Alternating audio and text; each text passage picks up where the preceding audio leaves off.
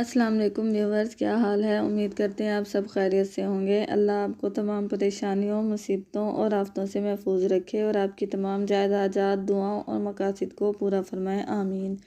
آج کے ہمارے ڈے اسلامک چینل پر آپ سب کا خوش آمدید۔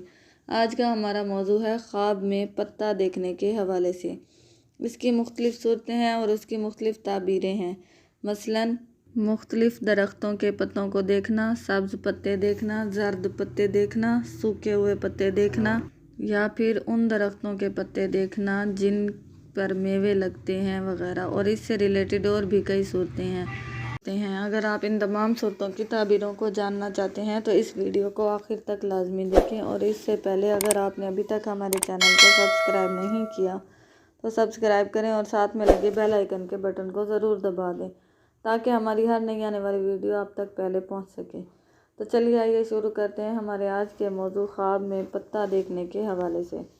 حضرت ابن سیرین رحمۃ اللہ علیہ نے فرمایا ہے کہ خواب میں درخت کے پتوں کا دیکھنا درخت کے مطابق اس کے اخلاق پر دلیل ہے، خاص کر اگر موسم میں دیکھے، اور اگر دیکھے کہ درخت کے سبز پتوں کی مٹھی لی ہے تو دلیل ہے کہ صاحب خواب خوش اخلاق اور نیک ہے۔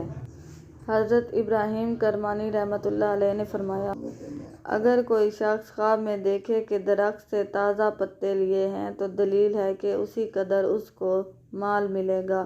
حضرت جابر مغربی رحمۃ اللہ علیہ نے فرمایا ہے کہ خواب میں ان درختوں کے پتوں کو دیکھنا جن کا میوہ میٹھا ہے نیک خلق ہونے کی دلیل ہے، اور ترش میوے والے درختوں کے پتوں کو خواب میں دیکھنا برے اخلاق کی دلیل ہے، اور ان درختوں کے لیے پتے کہ جن کو پھل نہیں لگتا درہم دینار پر دلیل ہے۔ اور اہل تعبیر بیان کرتے ہیں کہ میوہ دار درختوں کے پتے خواب میں دیکھنا مال ملنے پر دلیل ہے۔